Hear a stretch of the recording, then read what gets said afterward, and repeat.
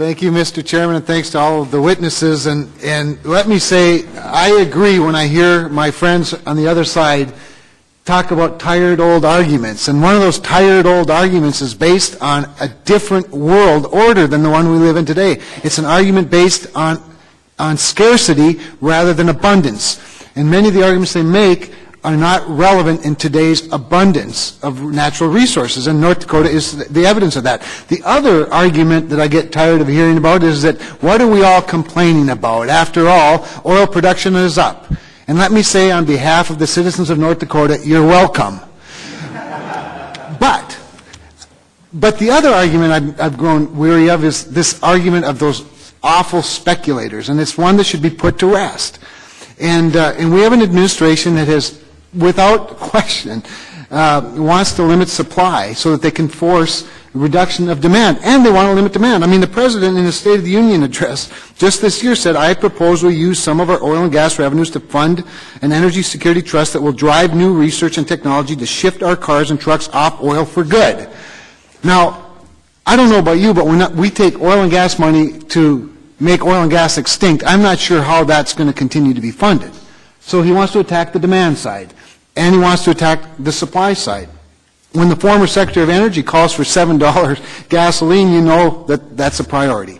So to put this topic to rest, I want to submit, Mr. Chairman, to the record this MIT study, The Simple Economics of Commodity Price Speculation. If there's no objection, that will be submitted into the record. Now, this is one of the better things that come out of Massachusetts in quite a while. And the author's key finding was, although we cannot rule out that speculation had any effect on oil prices, we can indeed rule out speculation as an explanation for the sharp changes in prices since 2004.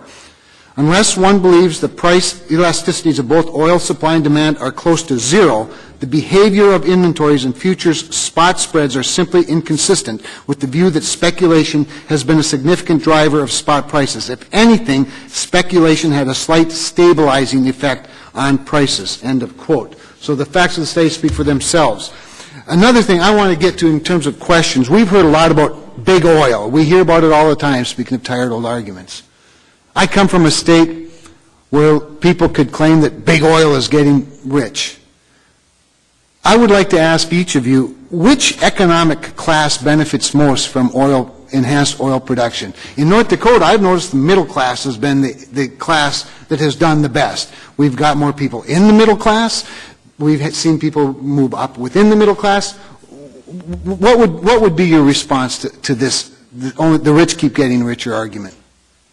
Well, let me start with, I'm a native of Pennsylvania, former dirt poor country boy, and driving through the Marcellus right now, I see things I never saw growing up, help wanted signs, that you had an area that had very, very poor for 100 years, and now folks can graduate from high school with some technical training and support a family, and that's something we've never seen before. And so those are the first folks who benefit, the direct workers, the suppliers, all the local communities that are doing from restaurants to car dealers to everybody. It's the full community that's benefiting from it. And it's also the retirees who happen to have their investments in those companies to support their retirement. Mr. Cramer, we spent some time with API and some other groups trying to quantify the overall impact that the unconventional revolution up in the Bakken and elsewhere have had on this country. And perhaps the numbers that were most striking were what the average wages were in this industry throughout the country. Say, for example, in West Virginia, it's over $97,000 a year. That's the average. I mean, it's not to say that people don't make less than that, but they're making well in excess of double the statewide average. In Pennsylvania, it was about $96,000. In North Dakota, it was about $94,000. So these are very high-paying jobs. Many of them are very highly skilled but don't require college degrees, and therefore present one of the only jobs markets, especially in a flagging economy. Congressman, I would say that the greatest nexus for the middle and lower class to oil production is largely what they pay at the pump, which is entirely unaffected by increases in production. Their energy costs and their cost at the pump will not go down as production increases. I would also say that they are the ones who suffer the most from the external costs of oil production, be they pollution or increasing events of extreme weather and climate change that affect the middle and lower classes far more than the upper classes do. May I challenge that? That is absurd.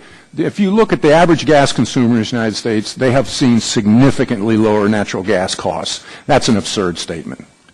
Not just natural gas, but also gasoline. I mean, people are operating under the same metric of 10 years ago that the U.S. could never produce enough to change the price.